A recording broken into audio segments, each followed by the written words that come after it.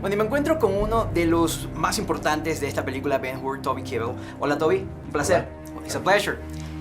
This is quite a movie. I really enjoy it. And your character is very complex. How do you approach to portray Mesala?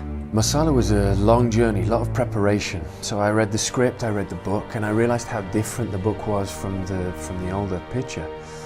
And I realized that they spent a lot of time as younger children. So I understood very clearly at that point then a young man who had ambition to be respected.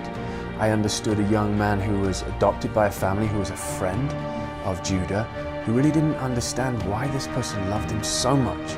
I mean, Judah's love is undying. He adores his brother, and we're best friends, but there's this belief that because we're not blood, that's Mesala's belief, or that's what I tried to portray. So he goes off and he's single-mindedly and he gets all of his ambition and everything, all his ducks in a row. And then he becomes so selfish with it. He makes terrible decisions, the whole thing goes. So I wanted it to be that. I wanted it to be comprehensible, so that as a human you could be like, I understand that. It's a terrible mistake, it's a terrible thing he does, but I kind of understand it. Welcome home. Please, I need you to tell me who An's enemies are. Mesala, I won't name names. What did you get when you were through the movie? Did you have something special that you said that, oh, I learned this from Ben-Hur? Well, I was very lucky on Ben-Hur because Jack was phenomenal. The team was great and all the cast was actually fantastic. But I had a very special moment when, right at the end when we come together for forgiveness, my real brother was there that day. Oh, really? And Jack, nothing to take anything from Jack because he was phenomenal. He had to leave early that day. He already had a commitment and he has a family.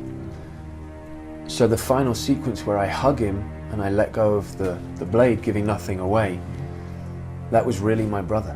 Oh, really? So in the scene, that's really my brother. The shot from above is me holding my real brother. And that added something to the day. Knowing my real brother was there that day, it allowed something to occur. Like that day was very strange for me. I had to starve, I couldn't eat. I felt very nauseous.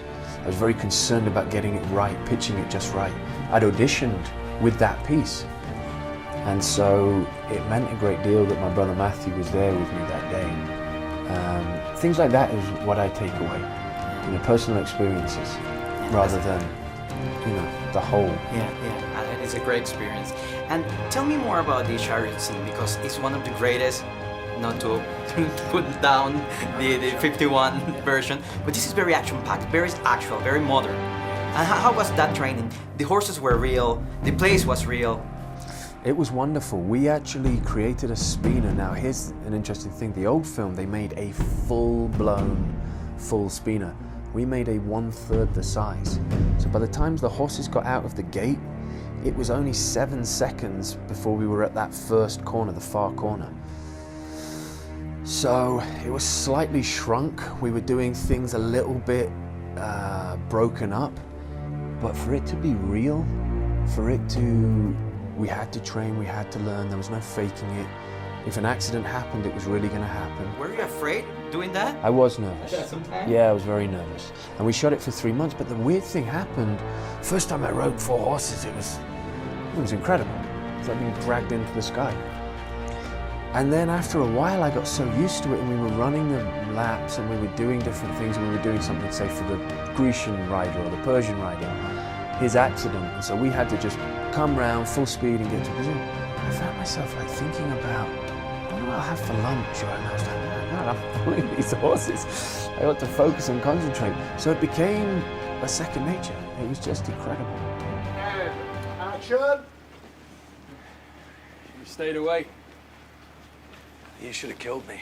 What do you want people to take away when they go to the movie theater? They see this action movie, the great story, great characters, but there's also an underline, a story about forgiveness, about being better persons. Yeah, I hope it cures some things for some people. Sometimes I watch some of my favorite films because not necessarily they were the greatest film of all time, but they reminded me of some situation I had in my life where it's like, I didn't look at it from that point of view. I didn't even think about it that way. And hopefully this will give an opportunity for younger audiences to think about circumstances from someone else's point of view and see that if you don't, sometimes you can get yourself in trouble. Well, thank you. Thank you. Toby, it's a pleasure. Really Great pleasure. job. I really Thank you so like much. it. Come on now, brother! Stand and fight! Stand up now!